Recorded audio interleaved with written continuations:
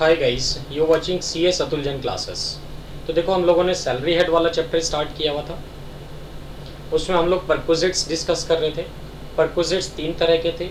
एक तो होते थे टैक्सेबल फॉर नन वाले परक्विजिट्स, जिन पे किसी को कोई भी टैक्स नहीं देना होता था। एक होते थे टैक्सेबल फॉर ऑल वाले परक्विजिट्स, है ना, जिसमें सबको टैक्स देना पड़ेगा, चाहे आप स्पेसिफाइड एम्प्लॉई हो चाहे ना हो। और थर्ड होता था वो परक्विजिट्स जिनको हम सबसे पहले तो ये चेक करते थे कि कैश में मिले या काइंड में मिले। अगर कैश में मिले तो टैक्सेबल फॉर ऑल में चले जाते थे, और अगर काइंड में मिले तो टैक्सेबल फॉर स्पेसिफाइड एम्प्लॉइज होंगे।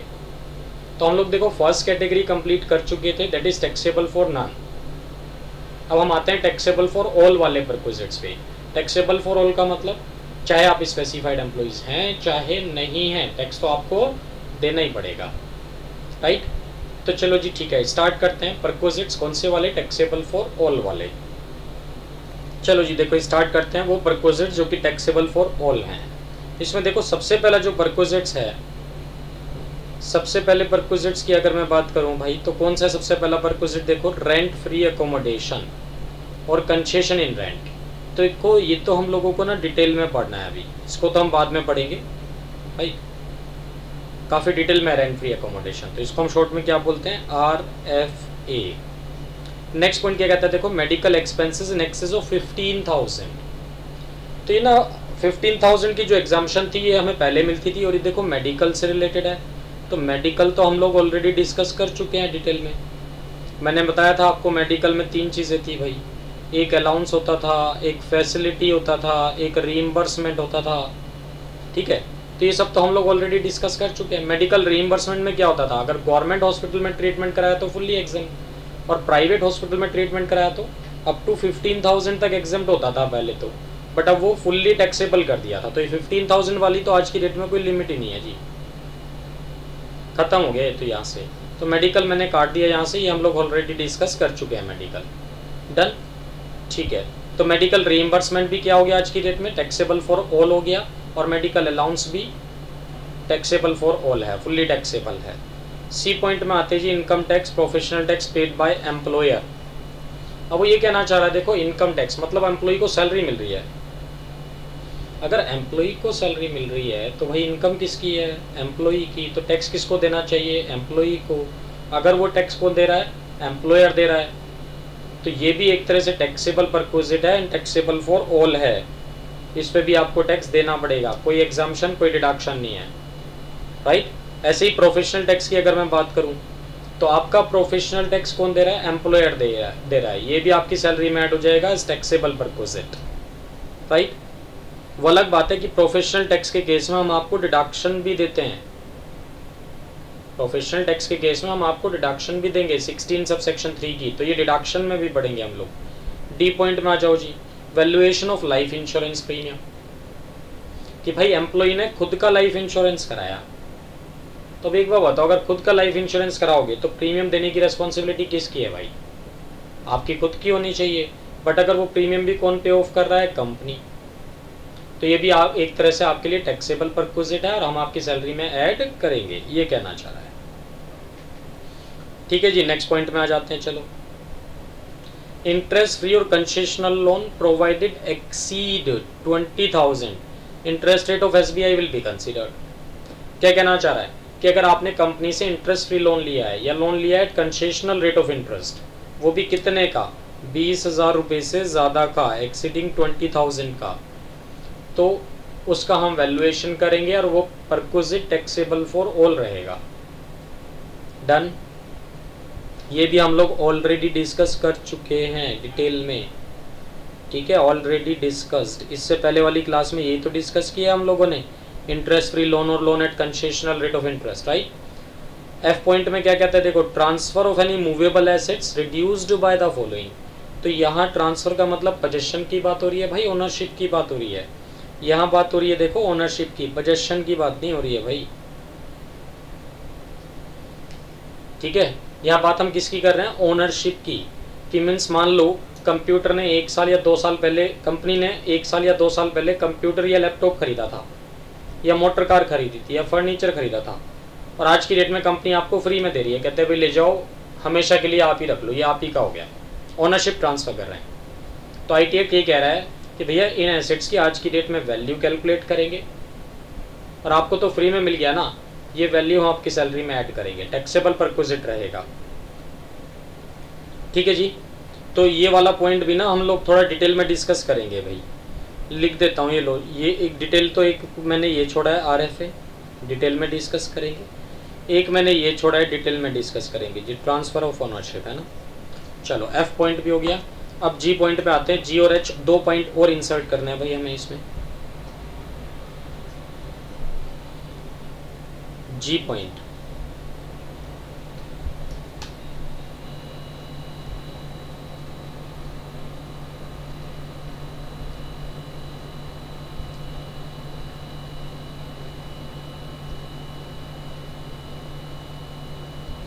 तो इसमें देखो मैंने 2 पॉइंट और इंसर्ट किए हैं आपके। एक तो भैया स्कूल फीस है ना, स्कूल फीस, और दूसरा गिफ्ट। तो स्कूल फीस की अगर हम बात करें तो स्कूल फीस में क्या कहना चाह रहा है वो, रीइंबर्समेंट के थ्रू की बात हो रही है।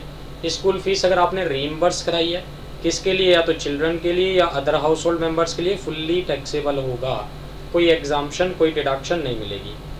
और अगर मैं गिफ्ट की बात करूं भाई, इट मीन्स एम्प्लॉयर ने आपको गिफ्ट दिया है, कंपनी ने आपको गिफ्ट दिया है, तो क्या करना है ये डिस्कस करते हैं। ये लोग सबसे पहले गिफ्ट ही ख़त्म कर देते हैं, ये आपका गिफ्ट की ही बात कर लेते हैं लोग।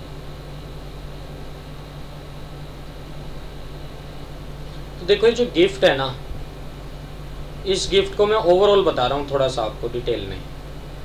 अगर ये गिफ्ट किससे मिला आपको, गिफ्ट मिला अगर एम्प्लॉयर से, तो भैया सैलरी हेड में ही जाएगा। ठीक है। अगर ये गिफ्ट मिले आपको किससे, फ्रॉम बिजनेस क्लाइंट से या बिजनेस एसोसिएट से, है ना, या बिजनेस एसोसिएट से, तो भैया ये PGBP में जाएगा। और अगर ये गिफ्ट मिले आपको किससे, गिफ्ट फ्रॉम अदर्स से, तो कहाँ जाएगा ये फिर भैया अदर सोर्सेज में जाएगा। कहाँ जाएगा, अदर सोर्सेज में जाएगा। तो अदर सोर्सेज में पढ़ेंगे, ये PGBP में पढ़ेंगे। बट हमें तो गिफ्ट कौन से वाला पढ़ना है यहाँ, सैलरी वाला। तो अगर एम्प्लॉयर से गिफ्ट मिले तो सैलरी हेड में जाता है। अब इसमें भी ना भैया 2 बातें देखो, सुनो। अगर ये गिफ्ट आपको कैश में मिला, चेक के थ्रू मिला, ड्राफ्ट के थ्रू मिला, तब तो ये फुल्ली टैक्सेबल हो जाएगा। Got it. तब तो ये फुल्ली टैक्सेबल है, कोई एग्जाम्पशन नहीं है, कोई डिडक्शन नहीं है। अगर आपको ये गिफ्ट इन काइंड मिले, इन काइंड मिले मीन्स लाइक कंपनी ने आपको टाइटन की घड़ी दे दी, कपड़े दे दिए, तो क्या करना है, अप टू 5000 तक तो हो जाएगा exempt. Up to 5000 is exempt and in excess of 5000 is taxable. Okay, got it. चलो जी, तो ये गिफ्ट वाली बात भी कर ली हम लोगों ने। डन। कैश में मिला तो, कैश चेक ड्राफ्ट के थ्रू मिला तो फुल्ली टैक्सेबल है, और अगर काइंड में मिला तो 5000 तक एग्जेम्प्ट है, and in excess of 5000 is taxable. ठीक है जी। तो देखो ऐसा करते हैं, एक पॉइंट और इंसर्ट करते हैं इसी में अभी हम। तो ये हम लोग कहाँ तक पहुँचे थे, H पॉइंट तक, है ना। एक पॉइंट और बना ले रहे हैं भाई, I पॉइंट। ये लो I पॉइंट यहाँ इंसर्ट कर देता हूँ। H के बाद I पॉइंट एक और बना देता हूँ बस, और नहीं बनाऊँगा, आप नाराज़ मत होना। ठीक है, I पॉइंट तक पहुँच गए अब हम लोग। I पॉइंट में क्या लिख रहा हूँ मैं, आप देखो। I पॉइंट में एक चीज़ और लिख रहा हूँ, देखो मैं, that is use of movable assets, use of movable assets, और वो भी excluding computer, laptop, mobile phone etcetera, इनको छोड़ के, क्योंकि कंप्यूटर, लैपटॉप, मोबाइल फ़ोन ये तो हम लोग ऑलरेडी टैक्सेबल फॉर नन में डिस्कस कर चुके थे। मीन्स कंपनी ने अगर आपको यूज़ करने के लिए कंप्यूटर दे रखा है, लैपटॉप दे रखा है, मोबाइल दे रखा है, तो इनका तो हम कोई वैल्यूएशन ही नहीं करेंगे, ठीक है, सैलरी में ऐड भी नहीं होगा, एग्जेम्प्ट है, वो तो टैक्सेबल फॉर नन है।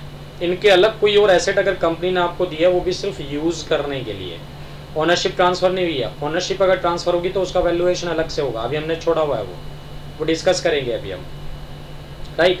तो यूज़ करने के लिए दिए, सिर्फ पोजेशन ट्रांसफ़र किया, ओनरशिप ट्रांसफ़र नहीं की, तो उसका वैल्यूएशन करना है कि नहीं करना है। लाइक फॉर एग्जांपल हम कह सकते हैं कि भैया कंपनी ने आपको कैमरा दे दिया यूज़ करने के लिए, कंपनी का 1 लाख रुपए का कैमरा है, बताओ, कंपनी ने आपको कैमरा दे दिया यूज़ करने के लिए, 2 महीने आप घूमने गए, वो 2 महीना कंपनी का कैमरा लेके गया, यूज़ किया आपने, तो उसका वैल्यूएशन करना है कि नहीं करना है। कहता है उसका भी वैल्यूएशन होगा, किस हिसाब से, 10% of actual cost of that asset, 10% of actual cost of that asset will be the valuation, will be valuation, ठीक है। तो मान लो कंपनी का कैमरा 1 लाख का था, आपने 2 महीने यूज़ किया, तो हम लोग क्या करें, 1 लाख का कैमरा था जी, है ना, 10% के हिसाब से वैल्यूएशन करना है 2 महीने का, तो 2/12 कर लेना, कितना आएगा, 1 लाख का 10% 10,000, और 10,000 का अगर आप निकालोगे 1/6, तो 10,000 का 1/6 निकाल लेना भाई, 10,000 का 1/6 कितना आएगा, 1,333 कुछ के आसपास आएगा शायद, है ना,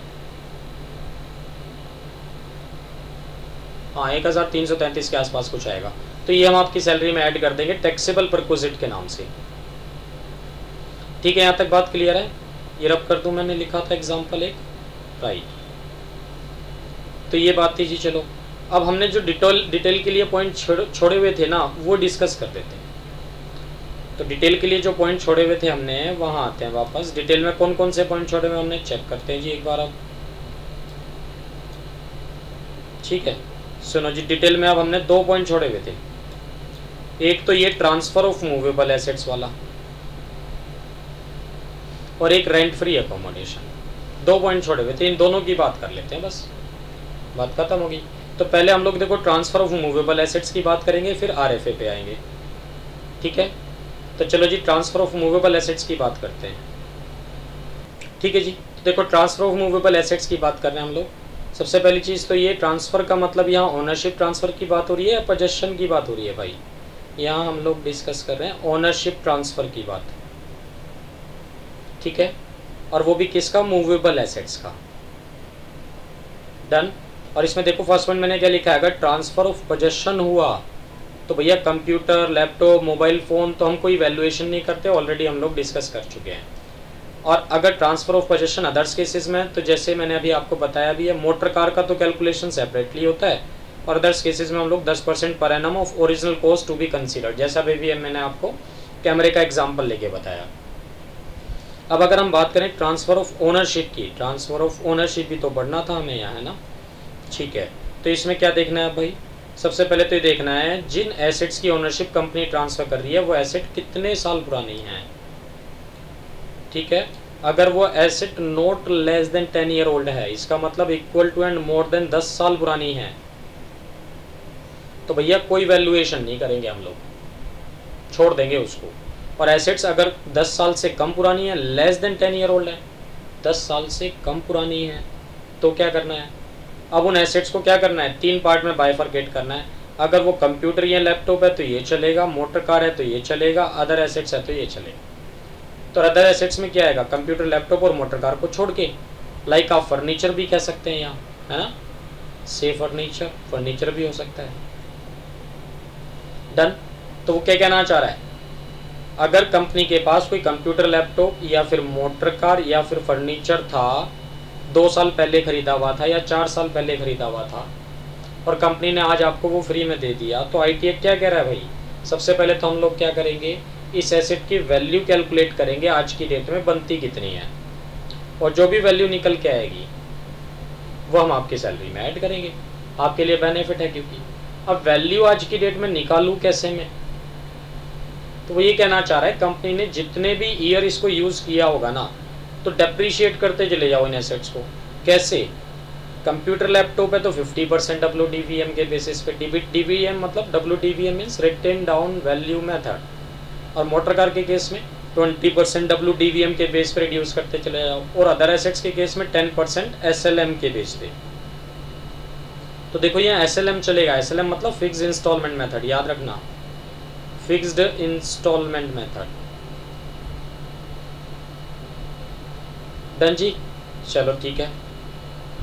और ये जो हमें डेप्रिसिएशन चार्ज करना है ना भाई, कैसे चार्ज करना है, for each completed year of put to use and part of the year to be ignored, ये भी याद रखना है।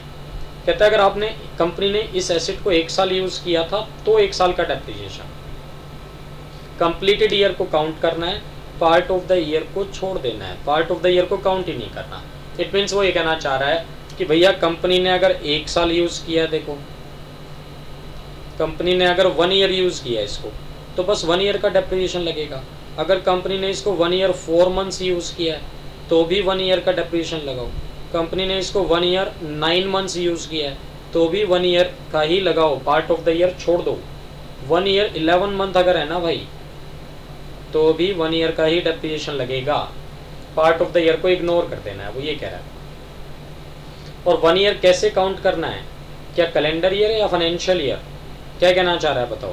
कहते हैं year of put to use, कहते हैं जब से आपने इसको यूज करना शुरू किया ना तब से काउंट करना शुरू करेंगे 1 साल बस, ना कैलेंडर ईयर ना फाइनेंशियल ईयर। कब से यूज करना शुरू करो, जब से आपने इसको, कब से काउंट करना शुरू करो, जब से आपने इस एसेट को यूज करना शुरू किया होगा तब से काउंटिंग शुरू होगी। तो वो ये कहना चाह रहा है भैया, मान लो आपने 1 अक्टूबर को कोई एसेट खरीदी थी, 1 अक्टूबर को ही आपने यूज करना शुरू कर दिया था कंपनी ने, तो 1 साल कब खत्म मान के चलूँ मैं कि 1 साल हो गया एसेट को, 1 अक्टूबर से 30 सितंबर चलेगा, ना कैलेंडर ईयर ना फाइनेंशियल ईयर। तो 1 अक्टूबर से 30 सितंबर तक 1 साल हो गया। और कंपनी अगर आपको ये एसेट 31 दिसंबर को ट्रांसफ़र कर रही है ना, तो वैसे तो ये क्या हो गया, 1 साल और 3 महीने हो गए, अक्टूबर नवंबर दिसंबर, राइट, 1 ईयर 3 मंथ्स हो गए वैसे तो, बट आप डेप्रिसिएशन भैया 1 ईयर का लगाओगे, पार्ट ऑफ द ईयर को तो इग्नोर कर देना है। क्लियर है बात यहाँ तक मेरी, डन। तो ये बात थी जी किसकी, ट्रांसफर ऑफ ओनरशिप की।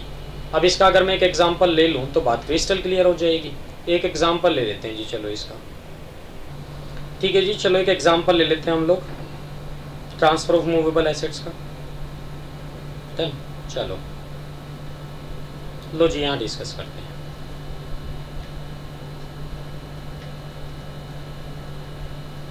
ट्रांसफर ऑफ मूवेबल एसेट्स, देखो कॉन्सेप्ट तो मैंने आपको बता ही दिया, मुझे तो एक एग्जांपल ले लेना है ना। लाइक फॉर एग्जांपल कंपनी ने ना भाई एक एसेट खरीदी है 1 लाख रुपए की। कब खरीदी है, 1 अक्टूबर 2016 को खरीदी है, ठीक, 1 अक्टूबर 2016 को खरीदी है ये एसेट 1 लाख रुपए की, डन। और ये एसेट ना कंपनी 1 जनवरी 2020 को अपने एम्प्लॉय को ट्रांसफर कर रही है, ट्रांसफर्ड टू एम्प्लॉय, फ्री में, बिल्कुल फ्री जी, एब्सोल्युटली फ्री है, पुरानी चीज़ फ्री में दे रहे हैं यूज़ की हुई। इनकम टैक्स वाले पहुंच गए, क्या कह रहे हैं, कहते हैं आपको फ्री में एसेट मिल गई भाई, चाहे पड़ी सेकेंड हैंड है, यूज़ की हुई है, बट एसेट तो मिली है ना, हम उस एसेट के वैल्यू भी कैलकुलेट करेंगे, आपकी सैलरी में ऐड करेंगे। ठीक है जी, कर लो वैल्यू कैलकुलेट, कैसे करें देखो। अब इसमें 3 बातें हैं। तो कंपनी ने जो ये एसेट खरीदी थी, सबसे पहले तो देखो डेप्रिसिएशन देख लो कितने साल का लगना चाहिए, है ना। तो हम लोग कहाँ से काउंट करते थे भाई, ये 1 साल, जिस डेट को आपने पुट टू यूज़ किया। अगर क्वेश्चन में कुछ नहीं बताया तो जिस डेट को आपने एसेट खरीदी थी, तो हम तो ये मान के चलेंगे कंपनी ने उसी डेट से यूज़ करना शुरू कर दिया, एसेट रखने के लिए थोड़ी लेगी कंपनी। तो मीन्स कैसे काउंट करूँ, देखो 1 अक्टूबर 2016 से भाई 30 सितंबर 2017 तक 1 साल हो गया, फिर 17 से 18 तक 2 साल हो गए, फिर 18 से 19 तक कितने साल हो गए जी, 3 साल।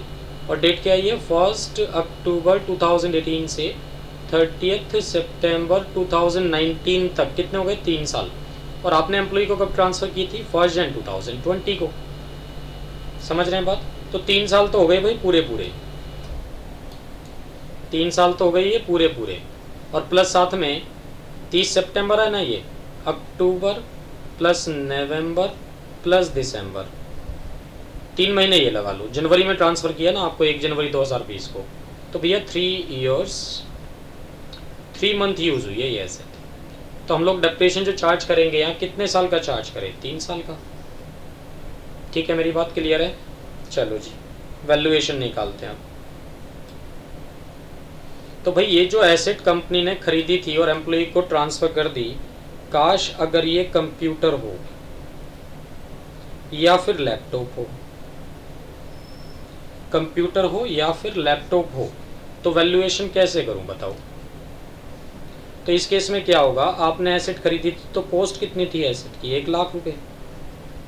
अब इसमें से आप माइनस करेंगे जी डेप्रीशिएशन फर्स्ट ईयर का, है ना, डेप्रीशिएशन 1 ये लो।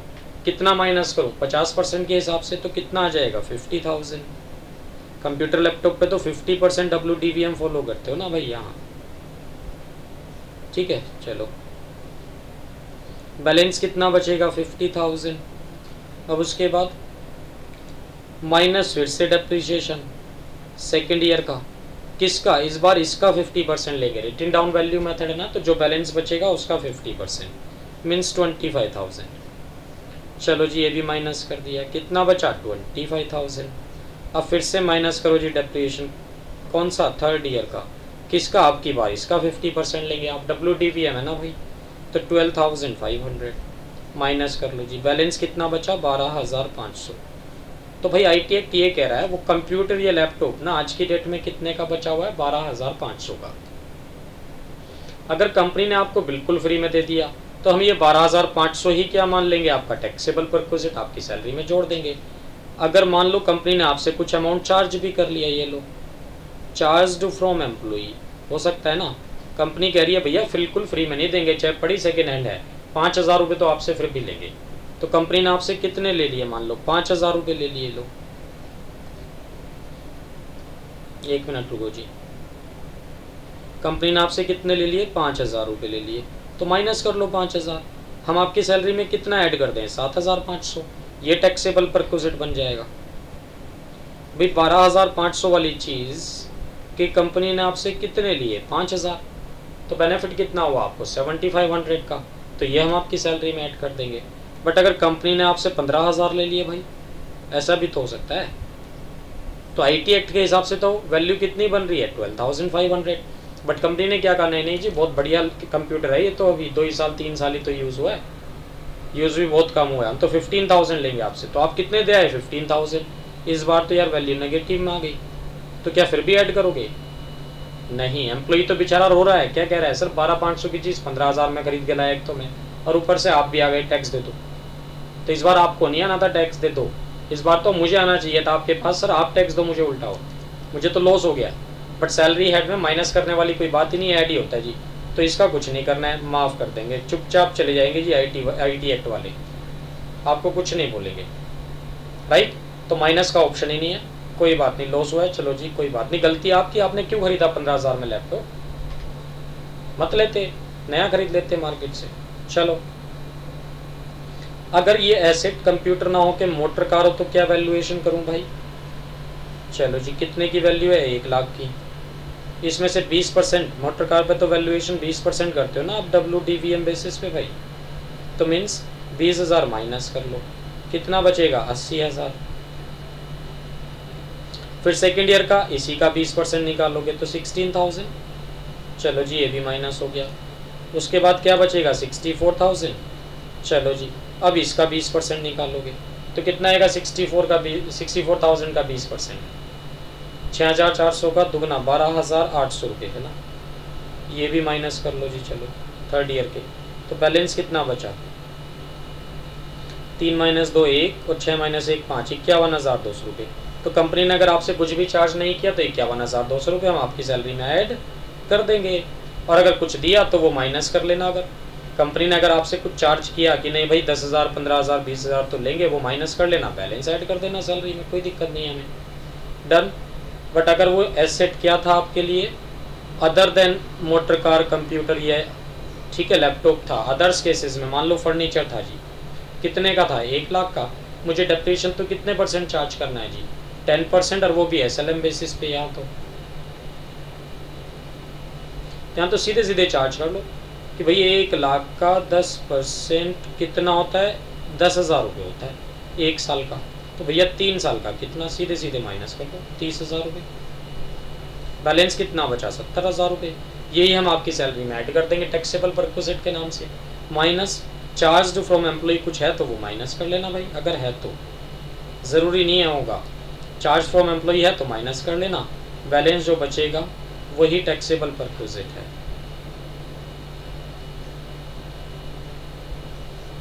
क्लियर है बात यहाँ तक? ठीक है जी।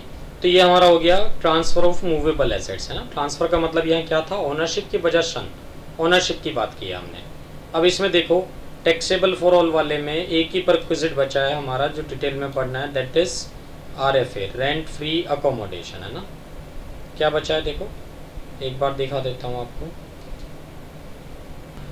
ठीक है जी, देखो तो टैक्सेबल फॉर ऑल वाले परक्विजिट्स थे, डन। तो ये हमने ट्रांसफर ऑफ मूवेबल एसेट्स भी डिस्कस कर लिया। बचा क्या हमारा, सिर्फ रेंट फ्री अकोमोडेशन। तो अगर हम ये रेंट फ्री अकोमोडेशन डिस्कस कर लें तो हमारे टैक्सेबल फॉर ऑल वाले परक्विजिट्स भी कंप्लीट हो जाएंगे। तो ये जो RF है ना, रेंट फ्री अकोमोडेशन, ये तो काफ़ी डिटेल में है, इस पर तो पूरी एक क्लास लगेगी, डन। तो आज के लिए देखो हम लोग इतना ही रखते हैं। ये वीडियो आपको पसंद आया तो लाइक करें और हमारे channel CS Atul Jain classes को सब्सक्राइब करें। Thanks for watching CS Atul Jain classes.